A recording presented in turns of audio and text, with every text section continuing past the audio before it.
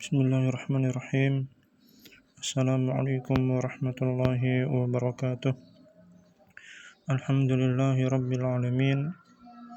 Wa bihi nasta'inu ala umurid dunya wa umurid din. Wassalatu wassalamu ala nabiyyina Muhammadin wa ala alihi wa ashabihi ajma'in. Wala hawla wala quwwata illa billahi wa ba'd. Teman-teman sekalian, kita kembali melanjutkan pembahasan kita tentang kitab Tauhid, dan kita telah masuk pada apa itu pengertian tauhid. Ya. Kalau kita kemarin sudah belajar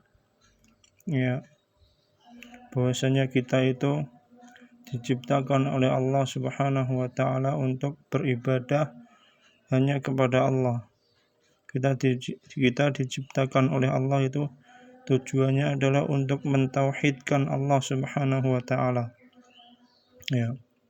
Lalu apa itu tauhid? Maka kita akan bahas pada kesempatan kali ini.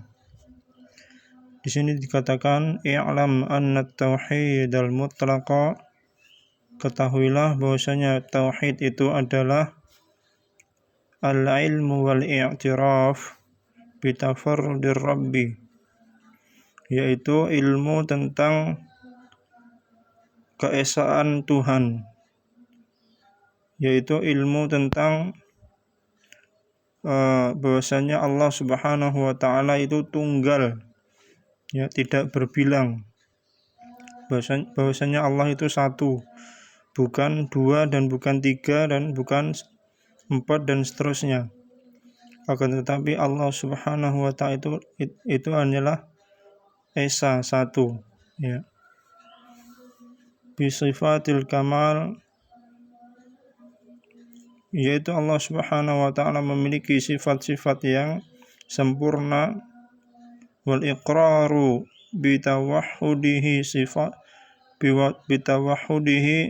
bi sifatil azamati wal jalal, yaitu tauhid juga mempelajari tentang agar kita bisa menetapkan atau meyakini tentang keesaan Allah Subhanahu wa taala dalam sifat-sifatnya yang agung dan yang mulia. Wa ifraduhu wahdahu bil ibadah, dan memurnikan Allah Subhanahu wa taala, memurnikan tujuan kita dalam beribadah kepada Allah hanya kepada Allah saja. Ya. Jadi kita beribadah hanya kepada Allah. Nah, inilah yang dinamakan dengan tauhid. Ya. Dan di sana ada penjelasan yang lebih ringkas dan insya Allah lebih mudah dipahami teman-teman sekalian, yaitu at-tauhid huwa ifradullahi bima yakhtassu bihi minar rububiyyati wal uluhiyyati wal asma'i was sifat. Ya. Bahwasanya tauhid itu adalah mengesakan Allah Subhanahu wa taala. Mengesakan itu artinya menunggalkan. Ya, menjadikan Allah itu, meyakini bahwasanya Allah itu hanya satu, tidak berbilang. Ya. Mengesak ifradullahi, mengesakan Allah Subhanahu wa taala bima yakhtassu bihi, pada hal yang khusus hanya ada pada Allah Subhanahu wa taala, ya. Pada hal-hal yang khusus hanya untuk Allah Subhanahu wa taala. Minar rububiyyati, dari rububiyahnya Allah, wal uluhiyyati, dan uluhiyahnya Allah, wal asma'i was sifat, dan nama-nama dan sifat Allah Subhanahu wa taala. Ya. Jadi tauhid itu kita mengesahkan Allah Subhanahu wa taala di dalam apa-apa yang khusus bagi Allah Subhanahu wa taala. Ya. Dan para ulama menjelaskan bahwasanya tauhid itu dibagi menjadi 3 untuk memudahkan kita dalam memahaminya, yaitu tentang rububiyah Allah Subhanahu wa taala. Apa itu rububiyah? Bahwasanya Allah Subhanahu wa taala itu adalah satu-satunya yang menciptakan, satu-satunya yang mematikan, satu-satunya yang memberikan rezeki kepada para hambanya, satu-satunya yang mengatur alam semesta. Ya, ar-rububiyah yang berkaitan dengan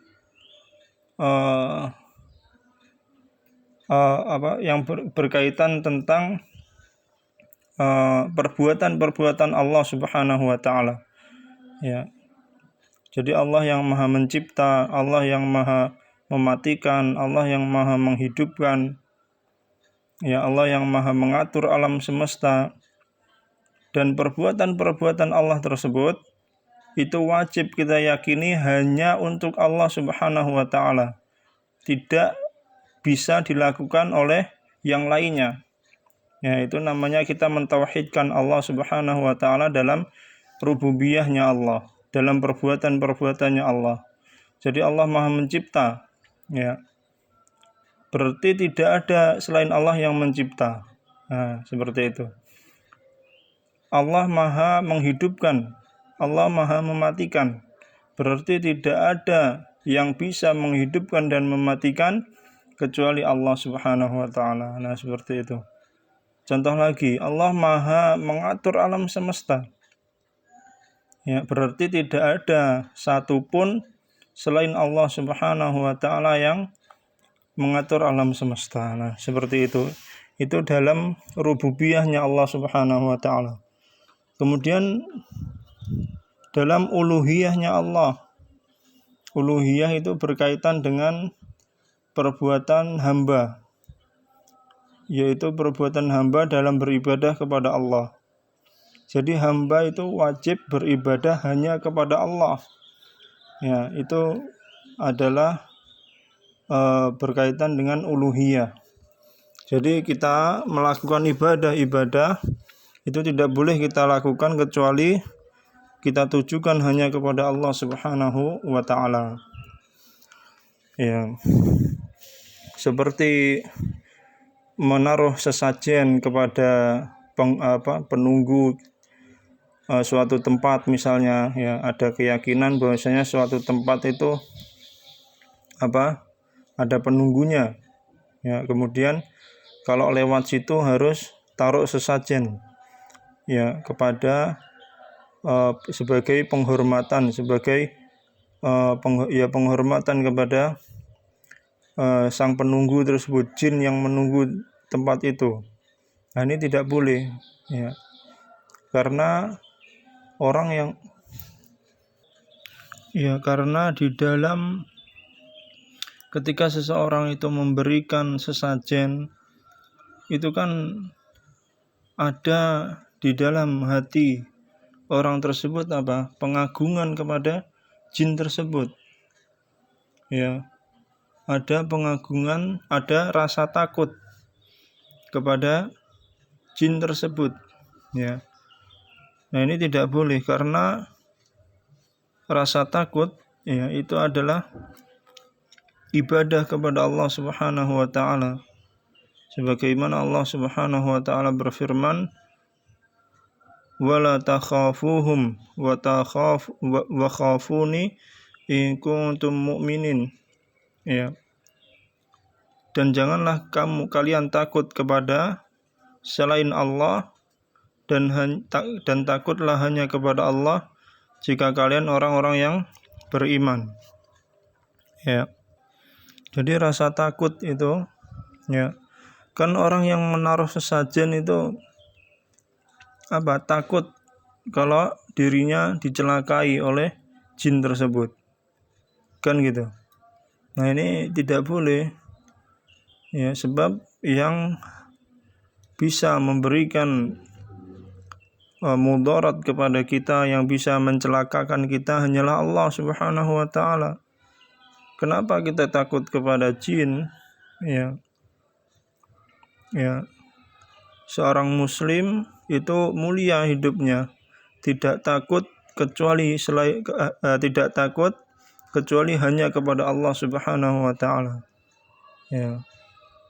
Karena semua makhluk, ya, jin, manusia, siapapun itu, ya, tidak akan bisa memberikan kecelakaan kepada kita kecuali atas izin Allah Subhanahu wa taala.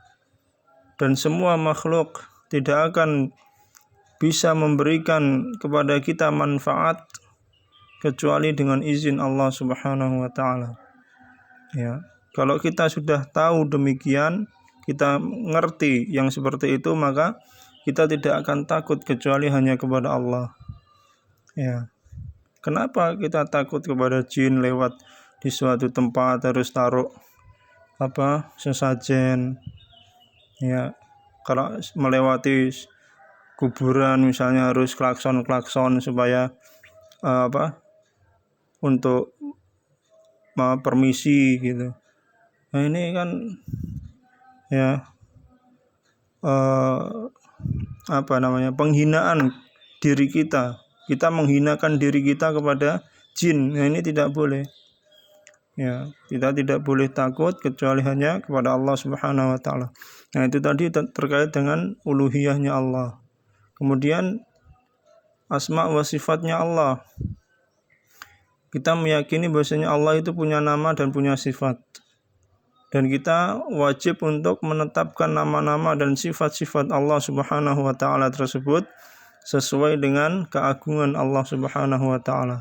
Tidak boleh bagi kita untuk mengingkari. Ya, kalau Allah Subhanahu wa taala mengabarkan di dalam Al-Qur'an atau Rasulullah sallallahu alaihi wasallam mengabarkan di dalam hadis-hadis beliau tentang nama-nama dan sifat-sifat Allah, maka kita wajib untuk menetapkannya juga. Ya, misalnya Allah Subhanahu wa taala berfirman, "Laisa kamitslihi syai'un wa huwas samiul basir." Allah itu tidak setara dengan suatu apapun, dan Allah itu Maha mendengar lagi Maha melihat. Ya, As-Sami' Al-Basir. Allah memiliki nama As-Sami' yang berarti mengandung sifat mendengar. Bahasanya Allah itu Maha mendengar. Allah memiliki sifat As-Sami' dan Allah memiliki sifat mendengar. Maka kita wajib menetapkan bahwasanya Allah Maha mendengar dan Allah memiliki memiliki nama As-Sami'. Ya.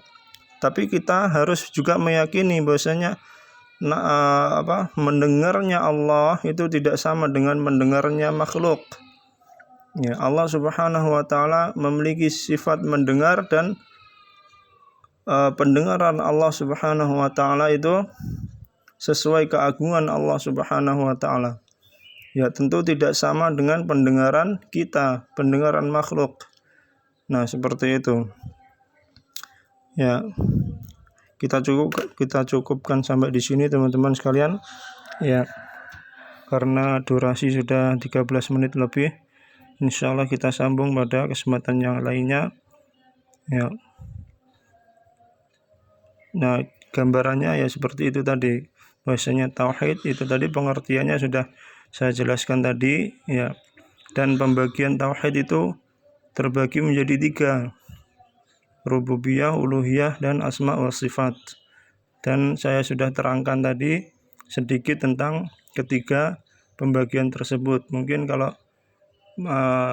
kurang bisa dipahami, nanti insyaallah kita akan bahas lebih detail lagi, kita akan bahas lagi supaya kita semakin paham tentang tauhid ini. Ya. Kita cukupkan. Subhanakallahumma wa bihamdika asyhadu an la ilaha illa anta astaghfiruka wa atubu ilaik. Wassalamualaikum warahmatullahi wabarakatuh.